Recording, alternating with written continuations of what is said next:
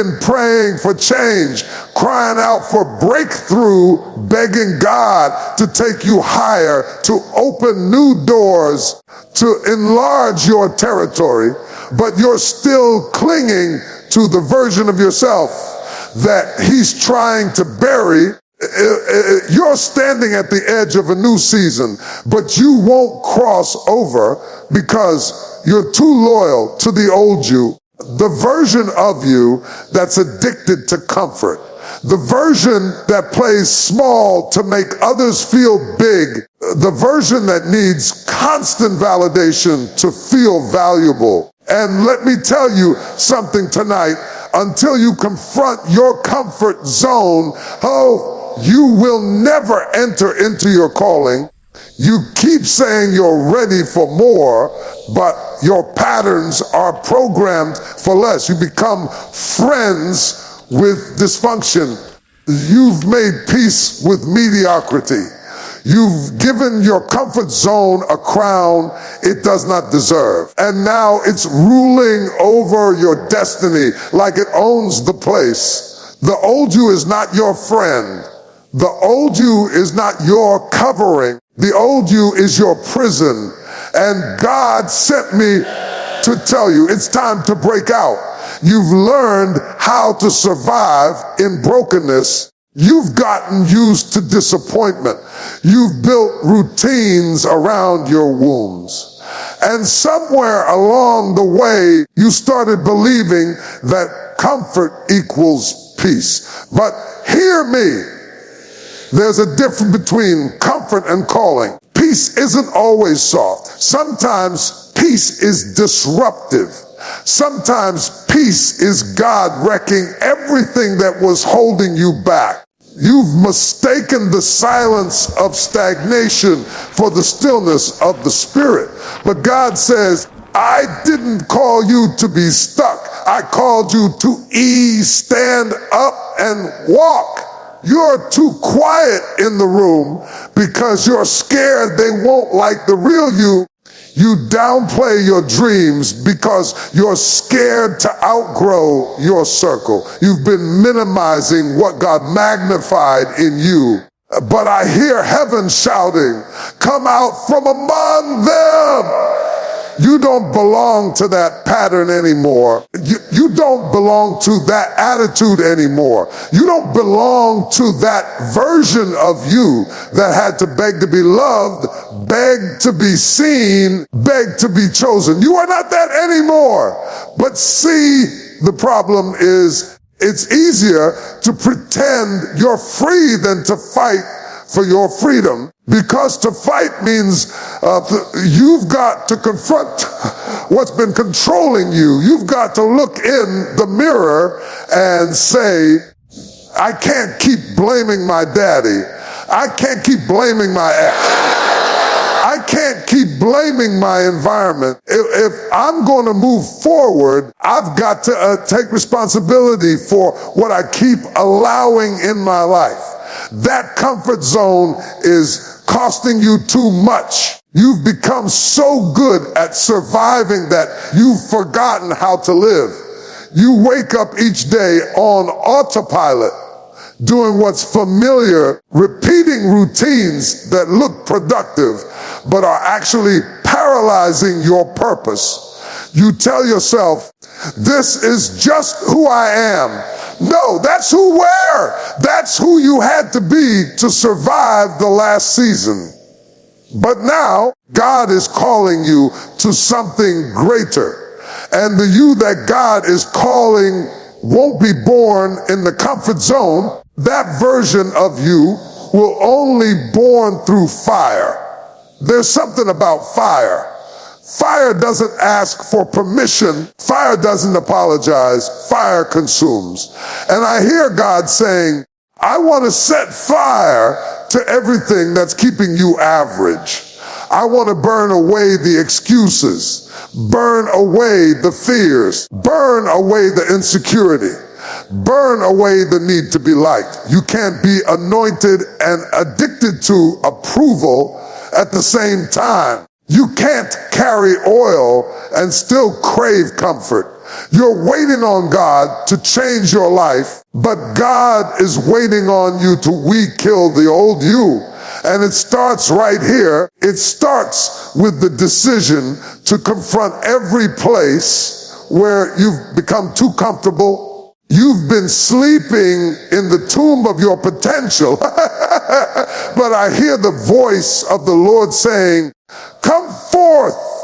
You've been in that grave too long. You've been silent too long. You've been waiting on a sign, but the sign is this moment right now. This is the alarm clock of your spirit. It's time to wake up. It's time to rise up. It's time to kill the old you, because what's coming can't fit in who you've been. Wolf enough is enough. Some of you are praying for new things while holding on to old agreements. You're asking God to give you something fresh while your soul is still tied to what used to be. You can't step into the future while dragging the corpse of your past behind you. I came to tell you, you have to break the agreement with your past. That agreement is subtle. It's not always loud. It shows up in your silence. It shows up in the way you shrink when opportunity knocks. It shows up in how you second guess the favor on your life. It shows up in how you sabotage relationships, because deep down you still believe you're not worth of love. That's the contract talking. That's the agreement you made with pain. That's the covenant you made with trauma.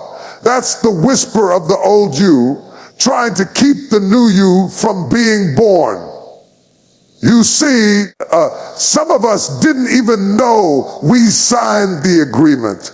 We signed it with every lie we believed. We signed it with every time we said, I guess this is just how life is. We signed it when we accepted the labels people put on us. Rebellious, difficult, unworthy, broken. We accepted them because we were too tired to fight. We were too hurt to hope. And little by little, we built an entire life around an identity God never gave us. But God didn't call you to live under the weight of what happened to you. He didn't call you to build a future based on a past you never chose. It hurt. Yes, it marked you. But just because it happened, I told you, doesn't mean it has to live through you. You've been living according to what wounded you instead of what God spoke over you. But there comes a moment where you've got to tear up the old contract. You've got to say, this agreement no longer serves me. This version of me is expired. The enemy doesn't fight the old you. He fights the becoming you. He fights the version of you that's breaking free from cycles, the version that's no longer interested in playing small, the version that refuses to be who the trauma trained you to be. That's where the war is. That's why the closer you get to healing, the louder the voices from your past become. Because the enemy knows if you ever break the agreement, if you ever step into who you really are, he won't be able to stop you. You can't keep resurrecting what God is trying to kill. Stop going back to dead things. Stop entertaining thoughts that tell you're not enough. Stop speaking words over yourself that don't align with your assignment. You weren't created to live in fear. You weren't created to repeat cycles. You weren't created to beg for scraps when God called you to abundance. Every time you say, this is just how I am, you are reinforcing a lie. You are giving CPR to the corpse of your old self Some of you are in covenant with your coping mechanisms. You are in covenant with your bitterness, in covenant with your insecurity, in covenant with your doubt. And now you're trying to build a new life on top of old foundations. But the truth is you can't pour new wine into old wineskins. The new thing God wants to do in you requires a clean break. You've got to cut ties with the version of you that made peace with average. You're waiting for a sign to move on. Here's your sign, they left. Here's your sign, it fell apart. Here's your sign, you're uncomfortable where you used to be content. Don't miss this. Sometimes discomfort is not punishment, it's permission. It's God's way of saying, you've outgrown this. It's time to break the agreement with what used to work, with what used to fit, with who you used to be. And don't you dare feel guilty for growing. Don't you dare apologize for healing. Don't you dare feel bad for choosing peace. You're not betraying past. You're being loyal to your future. You're not erasing your story. You're just not letting it dictate your identity anymore. You can honor where you've been without staying stuck there. You can learn from your pain without worshiping it. You've cried long enough. You've questioned yourself long enough. You've stayed in survival mode long enough. And now it's time to break the agreement, time to silence the old voices, time to sever the soul ties to shame and fear and regret, because what's ahead of you is bigger than what's behind you. And the version of you that's next can't afford to keep negotiating with who you used to be. Oh, tear it up. You keep asking God to take you the next level. But let me ask you something. Are you really ready to pay the price of becoming? Because becoming isn't pretty. Becoming isn't polished. Becoming doesn't come wrapped in comfort. Becoming hurts. Everybody loves the idea of transformation until it starts to cost them something, until it starts to strip them of everything they thought they needed, until it calls them to let go of the very things that gave them identity in the last season. We talk about becoming like it's a ceremony. We picture blessings, applause, open doors. But you know what becoming really is? It's breaking. It's shedding. It's being misunderstood. It's walking through fire and coming out with scars that prove you didn't die in the middle of the transition.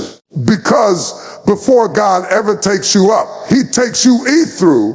Before you walk in power, you walk through pain. Before resurrection, there must be a crucifixion. You cannot carry the oil without paying the price. You can't become who you were born to be while still clanging who you've been pretending to be. The old you can't survive in the territory you're headed to. That version of you wasn't built for purpose. It was built for protection. That old mindset was forged in the furnace of survival, but survival, you won't serve you in the season of purpose. You've got to be willing to lose your comfort in order to gain your calling. Some of you are wondering why it feels like everything is falling apart. Why friends are leaving.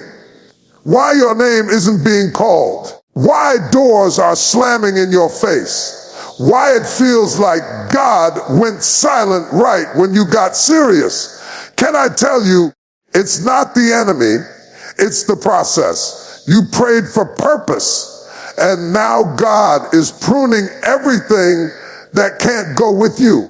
He's cutting the dead weight. He's shaking the shallow connections. He's peeling back the layers you didn't even know you had, because he loves you too much to elevate a version of you that's not authentic. You say you want to be anointed, but do know how olive oil is made. The olive has to be crushed, pressed, squeezed. That pressure isn't punishment, it's preparation. That crushing isn't cruelty, it's calling. God is using the pain to extract the oil. You want the blessing, but are you ready for the breaking that comes before it? Because in God's kingdom, pain is the price of purpose. Some of you are trying to avoid pain when pain is the very thing God is using to deliver you. It was the pain that made you pray. It was the pain that made you let go of pride. It was the pain that exposed the idols in your heart. The pain pushed you into purpose. Don't curse the pain. It's the passageway. Don't have to like it, but you do have to go through it. And let me tell you, becoming will cost you everything familiar. It'll cost you the need to be understood. It'll cost you the comfort of routine. It'll cost you the applause of people who like the version of you that didn't walk in power. Some people loved you broken because your brokenness didn't challenge them. But now that you're healing, they're uncomfortable. Now that you've got boundaries, they're backing away. And that's okay. Let them leave. Let them walk. Let them talk. Becoming will expose who was really assigned to your future and who was only attracted to your dysfunction. But here's the real question. Are you willing to be lonely for a season in order to be whole for a lifetime? Are you willing to lose what you thought you needed in order to gain what God destined for you to carry? Are you willing to walk through the pain of becoming so that you don't have to keep surviving in the shell of who you used to be? Because here's the truth. You can't keep both. You can't carry purpose and carry pride. You can't carry destiny and cling to dysfunction. You can't walk in authority and still play small to make other people comfortable. You've got to choose, and when you choose to become, when you say, God, whatever it takes, make me who you saw when you created me. You give heaven permission to burn away everything false, everything fragile, everything fearful, until all that's left is you. The real, whole, powerful healed you. So don't run from the pain. Don't pray away the process. Don't numb what God is trying to use to birth you, because the version of you that's coming is worth every tear, every loss, every valley. It's worth it. Worth it. Love, push through. You keep asking God, who will let him? But the truth is, he already told you. The problem is the real you has been buried under layers of fear, rejection, guilt, and survival. You've been performing a version of yourself that kept you safe, but now it's time to release the version of you that's been called, the version that was formed in the fire of purpose, the version that doesn't apologize for being chosen, the version that doesn't shrink in rooms you were born to fill, the version that carries the oil and the authority to break every generational curse on your bloodline. But that version of you cannot be resurrected until the old you dies. the insecure you, the people-pleasing you, the angry, bitter, hiding behind a smile, overcompensating, scared to believe again you, that you has to go because God can't bless the you're pretending to be. God can't anoint a mask. God can't elevate a false identity. The anointing is not for your image. It's for your authentic self, the one he knit together in your mother's womb, the one who's been suffocating under years of compromise and comparison and counterfeit approval. God is not asking you to become someone else. He's asking you to return to who you were before life taught you to hide, before you were dropped, before you were overlooked, before you were told you were too much or not enough, before life labeled you with fear. There is a you underneath all of that, pure, powerful, purpose-filled, and that version of you is ready to rise. But resurrection doesn't happen by accident. Resurrection is a result of surrender. You don't stumble into it. You have to submit to it. You have to get tired enough of pretending, tired enough of shrinking, tired enough of editing yourself for people who never had the capacity to carry your calling. You've got to reach a point where you say, God, whatever you have to do, just don't let me stay the same. That's when resurrection begins, when you stop negotiating with fear and start surrendering to purpose. Because resurrection doesn't mean you'll be liked. It doesn't mean the road will be easy. What it does mean is that you'll finally be free to speak what God put in your mouth, free to walk like someone who knows they were chosen, free to live without apologizing for your assignment. Some of you have been anointed but muted, gifted but guarded, called but controlled by what others might think. But when you come up out of that grave, when the old you dies, you don't need permission anymore. You don't need validation anymore. You don't need to be liked anymore. You are finally able to walk in your God-given identity, and don't get it twisted. This resurrection isn't just about you. It's not just so you can be whole and happy. There are people connected to your becoming. There are lives tied to your transformation. There's a legacy waiting on the other side of your obedience. But as long as you're wearing a mask, the people assigned to your real identity won't recognize you. As long as you're operating from the old system, the oil on your life will be restricted. God isn't just trying to make you better. He's trying to make you true.